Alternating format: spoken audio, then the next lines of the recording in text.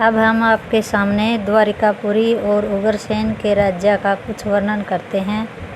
कंस की मृत्यु के कुछ समय पश्चात ही भगवान श्री कृष्ण ने मथुरा के बजाय वृंदावन को राजधानी बनाया था। उस समय भारत में विदेशियों के समुद्र की ओर से बहुत हमले हुआ करते थे। अतएव द्वारिका के एक टापू में एक बहुत बड़ा बंदरगाह बनाकर उसे हर प्रकार के साधनों से सुरक्षित किया गया और तमाम द्वीपों के राजा महाराजाओं से संबंध स्थापित करके भारत के व्यापार को उन्नति पर बनाया गया। हे राजन, उस समय भारत के जलयानों द्वारा देश विदेशों में जाकर नाना प्रकार की वस्तुओं का आयात निर्यात किया जाता था और भिखारी बेकार ढूंढने को भी नहीं मिलते थे। जिसमें विदेशों के व्यापारी द्वारिका में आकर उसकी चौड़ी चौड़ी सड़कें, सजी हुई दुकानें, भव्य भवन और अत्यंत मनोहर बाग देखते थे, उस समय वे मुग्ध हो जाते थे। भगवान श्री कृष्ण के ज़माने में उनका राज्य समस्त भारत में फैल चुका था और उनके प्रतिनिधि प्रत्येक देश विदेशों में रहा करते थे। उस समय राजा उग्रसेन राज्य करते थे। उसमें भारत की आबादी 56 करोड़ थी। प्रत्येक नागरिक को शिक्षा देने के लिए 3,88,000 अध्यापक नियुक्त किए गए थे, अर्थात प्रत्येक 28 व्यक्तियों के पीछे एक अध्यापक नियुक्त किया हुआ था। उस समय 5 साल से बड़ी आयु वाला कोई भी व्यक्ति अनपढ़ नहीं मिलता था। उस समय प्रजा की आवाज़ को सर्वोपरि समझा जाता था और जिस प्रकार प्रजा कहती थी उसी प्रकार राजा को चलना पड़ता था। उस समय चोर जार, गटकटा और इसी प्रकार अन्य कुकर्म करने वाले देखने को नहीं मिलते थे। यदि कोई ऐसा कृत्य करता था तो उसे कठिन से कठिन दंड दिया जाता था।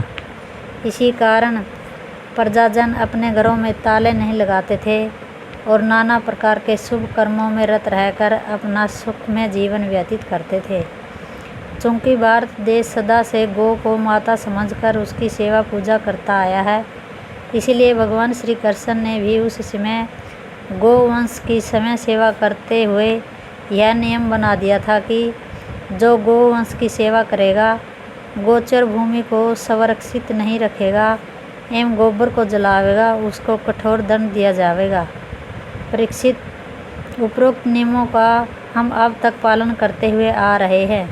यथा गोपाष्टमी को गौ की विधि विधान से जाकर उसके वंश को बढ़ाने की प्रतिज्ञा करते हैं और गौओं के चरने के लिए बड़े बड़े वन और घास वाली भूमि छोड़ रखी है तथा दिवाली के दूसरे दिन गोबर को परमेश्वर का रूप बनाकर उसे पूजते हैं और फिर उस पर बछड़े को फिराकर बाहर भूमि पर डाल देते हैं, जिसका मतलब यह है कि हम गोबर को परमेश्वर का रूप मान उसे कभी नहीं जलाएंगे, वरन भूमि में बिछाकर उस पर हल चलाएंगे और उससे अन्न उत्पन्न होगा। हे राजन, इन कारणों से ही दूध, दही और घी की नदियाँ बहती थी और अन्न तो इतना अधिक होता था कि उसे विदेशों को भेजना पड़ता था।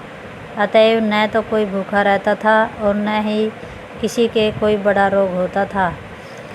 उस समय भारतवासी संसार में श्रेष्ठ प्राणी कहलाते थे और इसीलिए यह लोकोक्ति प्रसिद्ध है कि भारत में जन्म लेने के लिए देवता भी लालायत रहते हैं।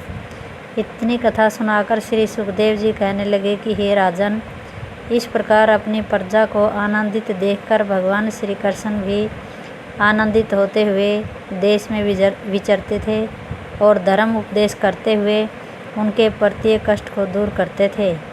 हे राजन, हमने भगवान श्री कृष्ण के चरित्र को संक्षेप में आपके सामने सुना दिया है। सो जो कोई नर नारी इस 10वें स्कंद को सच्चे मन से कहेंगे अथवा सुनेंगे, वे परमेश्वर की कृपा से समस्त संसारी सुखों को प्राप्त करके अंत में मुक्ति फल को प्राप्त करेंगे। जय श्री कृष्ण।